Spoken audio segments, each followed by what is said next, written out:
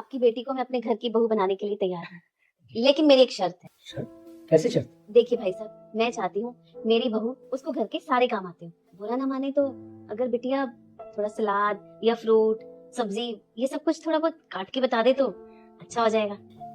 ये तो बड़ी मामूली बात है बहन जी। अभी जी बेटिया पापा ये सब कैसे कर सकते हैं? कुछ नहीं बेटा, मामूली बात है तुम्हारे लिए, तुम तो रोज करते हो ये काम। अरे इनको तसल्ली हो जाएगी बेटा, करो शाबाश।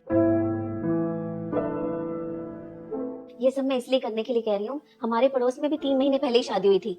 उन्होंने पहले तो ये बोला कि लड़की को सारे काम आते हैं घर के, और शादी के बाद सब कुछ सामने आ गया।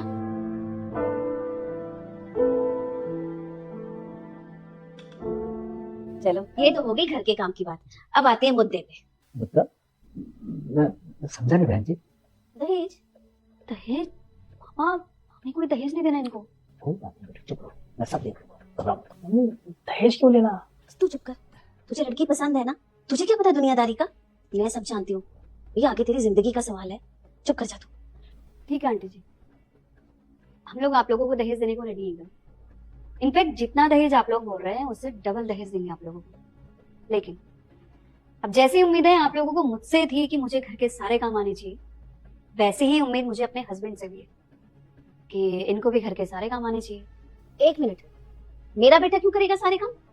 तुम मेरी बहू बनकर आओगी ना तो तुम करोगी सारे काम, लड़के थोड़ी करते हैं सारा काम। किसी दिन मेरी तबीयत खराब हो गई तो आपका बेटा भी तो उस घर में काम कर सकता है ना। मेरा बेटा क्यों काम करेगा कोई? आपको बहू नहीं, आपको एक नौकरानी चाहिए। यहीं पड़ोस में एक एजेंसी है, वहां आपको नौकरानी मिल जाएगी।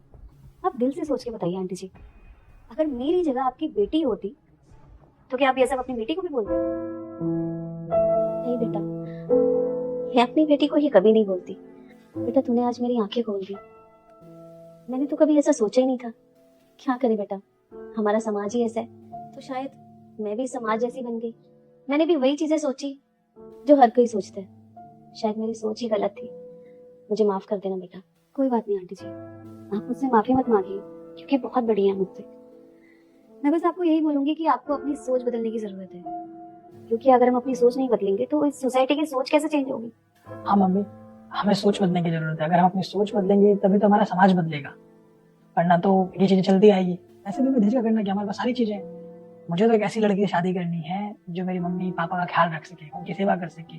और आप में ये सारे गुण हैं। आपकी बातें सुन के अच्छा लगा कि आपकी सोच ऐसी है, और मैं आपसे वादा करता हूँ कि आप जैसे रहना चाहे वैसे रह सकते हैं। आपका जो दिल करे वो आप कर सकते हैं।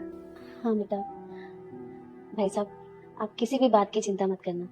बिटिया को जो करना हो वो कर सकती है। अगर उसको नौकरी करनी है तो वो नौकरी कर सकती है, उस पर कोई भी बंधन